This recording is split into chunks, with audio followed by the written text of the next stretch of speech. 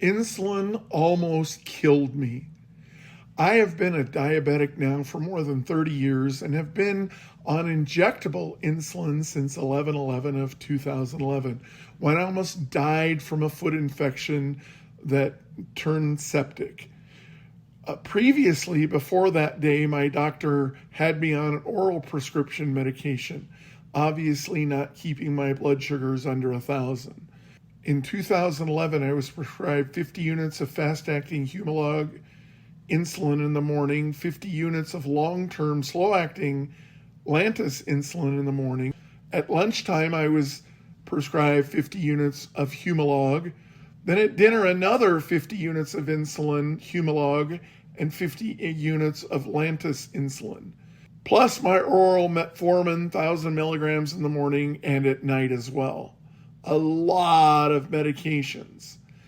After getting that septicemia infection, and it really just was pretty terrible, an orthopedic surgeon at this big city hospital wanted to amputate my right leg just above the knee. I almost died from that serious infection, but I did refuse that doctor's treatment to amputate my leg. And yes, it did take more than a year for me to recover, almost. But I actually had ongoing foot infections on the ball of my right foot for at least another 12 more years until I started to eat a ketogenic style of eating.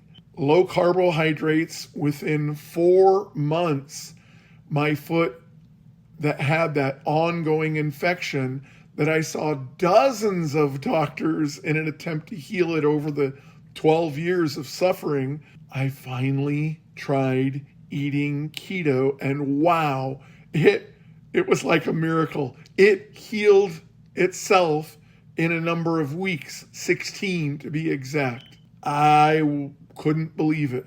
I asked my doctor after that about cutting down and tapering off my prescription medications. And in a few months, I was really doing great. Eating keto, I had lost 85 pounds, and I was lowering off of my blood sugar medications after 12 years. And I stopped taking Humalog, fast-acting insulin altogether. But one normal evening, and I had long since stopped taking the Humalog, but one normal evening with my family, I gave myself a routine injection of my prescribed 25 units of Lantus long-term slow-acting insulin. Very routine, but something this time was wrong. Something was different. I didn't know what it was, but after a few minutes, I started to profusely sweat. Even though I was relaxed and not a bit active, it was the evening. And I mentioned this to my wife. It seemed strange that my whole body was profusely sweating. She came over and noticed that, yes, something was in fact wrong. And, well, she is a registered nurse, by the way, and she wanted to double check my dosage. And I was confident that I had taken Lantus slow acting in the correct 25 unit dosage. I was positive, but then I noticed I started getting dizzy just sitting there. And my wife checked my blood sugars, and they were now at 48, where before my routine injection, they were at 115, 116. She thought the blood sugar test machine was wrong. It must be wrong. I mean, that's like crazy low. And she wanted to test again, and now the machine said it was at 46. That's dangerous low, life-threatening low, like you're about to die low. My wife fed me a ton of candy. I was choking it down, Fruit Loops, cereal, Pop-Tarts, ice cream. I couldn't eat that much sugar. I was trying to literally choke it down to try to raise my blood sugars as fast as I could. Then she insisted to take me to the emergency room, and I agreed. But I tried to stand up, and I was so weak I could not even stand. My teenage son and my wife rushed over, and they got me up like a sack of potatoes and dragged me out to the car. And I mean, I could not even stand, nothing. On the way to the hospital, that my wife was racing down there to get us there, My son tested my blood sugars again on the way to the emergency room, and they were now at 45. I could not think straight. I was sleepy, and my wife screamed at me to stay awake. We got to the emergency room, and they helped bring me in.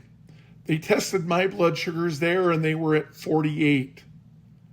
Then they tested them a minute or so later, and they were at 50. Then a couple of minutes later, they tested them again.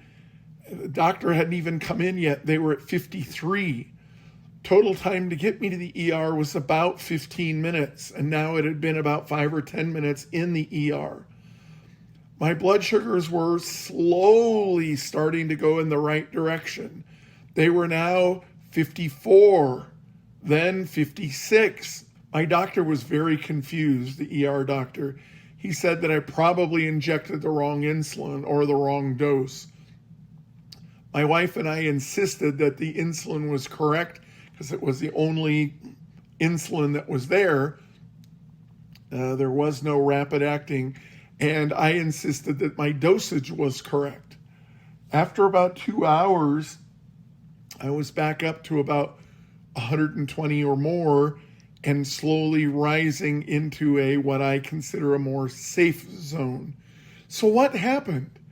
My doctor determined I injected Lantus, which is normally a slow-acting long-term insulin, but I must have hit a tiny vein in my stomach abdomen area and accidentally hitting a small vein and accidentally injecting that insulin in there. My doctor said that I was lucky because more than half of the people that accidentally inject into a vein with even a slow-acting long-term insulin don't live to tell about it. If Lantus, a slow-acting long-term insulin, is accidentally injected into a vein, it crashes your blood sugar to dangerously, deadly low levels.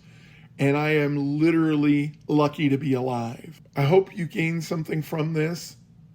Please like and subscribe and have a fantastic day. Take care.